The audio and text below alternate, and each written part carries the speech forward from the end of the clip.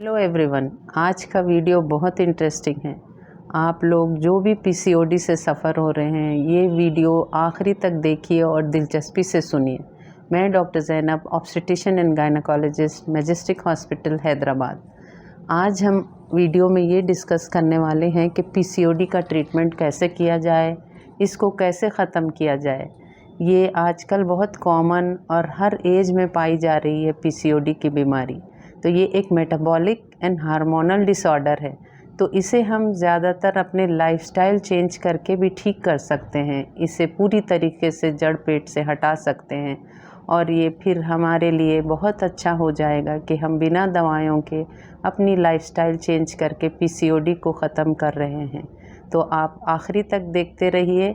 अब मैं आपको इसके अंदर लाइफस्टाइल में जो जो चेंजेस करना है एक के बाद एक बताऊंगी। पहले इम्पॉर्टेंट है डाइट। डाइट इसीलिए इम्पॉर्टेंट है क्योंकि आजकल हमारी डाइट काफ़ी अनहेल्थी हो रही है। हम बाहर का प्रोसेस फूड, रिफाइंड, ज़्यादातर पैक्ड फूड खा रहे हैं हमारी डाइट में। हम खा तो बहुत रहे हैं मगर उसमें ज़्यादा न्यूट्रिशन है नहीं और हमारी हेल्थ उससे ख़राब हो रही है। पहले ज़माने में तो काफ़ी हम घर का ही खाते थे, घर का बना हुआ खाते थे सब लोग। तो मगर आजकल के जनरेशन, आजकल जो कॉमन जो सबकी आदत हो गई है कि बाहर का ज़्यादा खाने में आ रहा है, उसमें हो रहा है ज़्यादातर पैक्ड फूड में प्रिजर्वेटिव्स होते हैं। ये प्रिजर्व फूड खाने से, ज़्यादा रिफाइंड फूड खाने से हमारे अंदर काफ़ी बीमारियां आ रही हैं। सिर्फ पीसीओडी नहीं बल्कि बीपी, शुगर, आर्थराइटिस, कई ऐसे बीमारियां जो हमारी डाइट ख़राब रहने से आ जाती हैं। मैं आप लोगों को बताऊंगी कि डाइट में क्या लेना है, डाइट कैसी लेना है और कब लेना है। ये डाइट को आपको ज़रूरी है कि पीसीओडी में हाई प्रोटीन डाइट लें और high fibre diet, low carbohydrates and low fat diet लेना है। जैसे कि प्रोटीन मतलब जो वेजिटेरियंस रहते हैं उनके लिए प्रोटीन्स आपको दालों में मिलेंगे, लेंटिल्स, लेज्यूम्स, बीन्स एंड आपको पालक वगैरह जैसी चीज़ों में भी आपको प्रोटीन मिल जाता है। डायरी प्रोडक्ट्स में भी रहता है मगर एक्सेसिव डायरी प्रोडक्ट्स हम पीसीओडी में नहीं लेना चाहिए। और जो नॉन वेजिटेरियंस रहते हैं उनके लिए प्रोटीन बेस्ट सोर्स है एग। आप रोज़ बॉइल्ड एग वाइट ले सकते हैं। चिकन एंड फिश में भी प्रोटीन होता है। तो ये सब चीज़ें आपको अपनी डाइट में बढ़ाना है। और दूसरा है कि high fibre diet. High fibre diet means आपको ज़्यादा वेजिटेबल्स और फ्रूट्स लेना है जो कि नेचुरल जैसे तरीके में वो आता है वैसे ही यूज़ करना है, ना कि उसको वेजिटेबल्स को ज़्यादा कुक करना है, ना आपको ज़्यादा उसको भूनना या उसको तल के नहीं खाना है, बल्कि नेचुरली वो जैसे शेप में, शक्ल में आता है वैसे ही लेना है। तो आप फ्रूट्स, वेजिटेबल्स ज़्यादा इस्तेमाल करिए। और तीसरी चीज़ है लो कार्बोहाइड्रेट्स, लो फैट वगैरह। तो लो कार्बोहाइड्रेट मीन्स आपको जो चीज़ों में इजीली शुगर लेवल बढ़ जाता है आपके ब्लड में, वैसे चीज़ें नहीं लेना है। जिसको बोलते हैं थोड़े से रिफाइंड जो शुगर्स रहते हैं, प्रोसेस फूड रहते हैं और जो पैक्ड जूसेस आते हैं बाहर से आजकल जो हम इस्तेमाल में ज़्यादा कर रहे हैं, उसमें हाई कार्बोहाइड्रेट्स होते हैं। हाई कार्बोहाइड्रेट्स में जब वो आप लेते हैं, उसके लेने के बाद आपके ब्लड में शुगर एकदम से बढ़ जाना, तो वो हाई ग्लाइसेमिक इंडेक्स वाले खाने नहीं खाना है। आपको यूज़ करना है लो ग्लाइसेमिक इंडेक्स वाले खाने। जैसे कि गेहूँ भी अच्छा नहीं है, गेहूँ के बदले आप ले सकते हैं मिलेट्स। तो आप गेहूँ की रोटी के बदले आप मिलेट से बनी हुई रोटी लेंगे तो अच्छा रहेगा। जैसे ज्वारी, बाजरा, रागी, ये सब चीज़ों के अंदर ग्लाइसेमिक इंडेक्स कम है। ग्लाइसेमिक इंडेक्स मीन्स जब आप उसको लेने के बाद आपके बॉडी में शुगर लेवल स्लो रिलीज़ होता है और स्लो बढ़ता है और उससे आपका इंसुलिन रेजिस्टेंस और इंसुलिन सेंसिटिविटी इंक्रीज़ होती है, इंसुलिन रेजिस्टेंस कम होता है।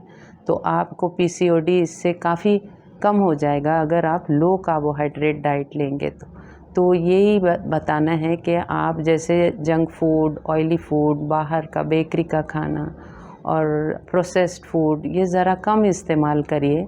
आपको ज़रूर फ़र्क दिखेगा पीसीओडी में। और चौथा है low fat diet. Low fat means जो आपको जैसे कि तले हुए खाने या आपको ज़्यादा जो बटर जिसमें है या जो बेकरी में बनाया हुआ होता है, ऐसे चीज़ों में ज़्यादा फैट होता है।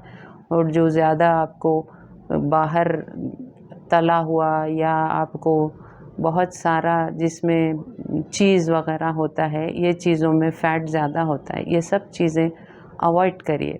तो मैं आपको आगे और नेक्स्ट बताऊंगी कि एक्सरसाइज़ भी एक बहुत इम्पॉर्टेंट चीज़ है। सिर्फ डाइट से कुछ नहीं होता, एक्सरसाइज करने से पीछे मत हटिए। एक्सरसाइजेज में भी आपको चाहिए कि एरोबिक्स और जिसमें आपको मसल स्ट्रेंथनिंग, ऐसे एक्सरसाइजेज ज़्यादा करना है। कार्डियो एक्सरसाइजेस, आप सिर्फ वॉकिंग कर ले रहे हैं और घर के काम कर रहे हैं, इससे आपका पीसीओडी जाने वाला नहीं है। तो आपको चाहिए कि हाफ़ एन आवर से 1 आवर अपने आप के ऊपर टाइम निकालिए और एक्सरसाइज के लिए थोड़ा टाइम स्पेयर करिए। एक्सरसाइजेज में भी आप अगर घर में भी कर सकते हैं तो एक कमरे में भी आप एरोबिक जैसी एक्सरसाइज कर सकते हैं। नहीं, अगर आपको है सहूलत या फैसिलिटी है तो आप swimming, cycling, jogging, Zumba, dance, ये सब भी अपने रूटीन में इंक्लूड कर सकते हैं। तो अब हमारे पास है इसके बाद तीसरा जो इम्पॉर्टेंट चीज़ है जिसके तरफ से पीसीओडी के ऊपर काफ़ी इफ़ेक्ट होता है, वो है स्ट्रेस। तो स्ट्रेस नहीं लेना, ये बोलना तो बहुत आसान है, मगर स्ट्रेस को कम करने के लिए भी कई तरीक़े हैं, जैसे एक्सरसाइज और मेडिटेशन। ये सब चीज़ें आपको स्ट्रेस कम करते हैं। अगर आपकी कोई हॉबी है तो आप वो हॉबी में अपने आप को इन्वॉल्व रखिए। ये सब चीज़ों से स्ट्रेस कम होता है। और दूसरा, आप ज़्यादा मोबाइल, सोशल मीडिया इस पे मत रहिए, उससे काफ़ी स्ट्रेस बढ़ जाता है। और चौथी इम्पॉर्टेंट चीज़ है नींद बहुत अच्छी लेना और अनडिस्टर्ब नींद रहना, ये बहुत ज़रूरी है, क्योंकि नींद में आदमी की बॉडी हील होती है। अगर आप अपना बायोलॉजिकल क्लॉक फॉलो नहीं करेंगे तो पीसीओडी आपको कम नहीं होगा। तो ज़रूरी है कि आप जल्दी सोएं और जल्दी उठें। तो जो भी आजकल काफ़ी लेडीज़ जो कॉल सेंटर्स में जॉब कर रही हैं या नाइट शिफ्ट्स कर रही हैं, उनके अंदर पीसीओडी बहुत कॉमन हो गया है। ये बहुत अलार्मिंग है और ज़रूरी है कि आप लोग अपनी नींद बराबर करें। ये नहीं है कि आप आके दिन में सो रहे हैं तो उससे आपको बहुत अच्छा रहेगा, नहीं रहेगा, क्योंकि हार्मोन रिलीज़ और अपनी बॉडी के अंदर जो भी फंक्शनिंग है वो रात में आप जब अपने नाइट की नींद पूरी करते हैं, जब भी आपको वो हार्मोन सही तरीके से रिलीज़ होते हैं। इसके बाद है विटामिन D3 डेफिशिएंसी। पीसीओडी के 80% पेशेंट्स के अंदर विटामिन D3 की डेफिशिएंसी होती है।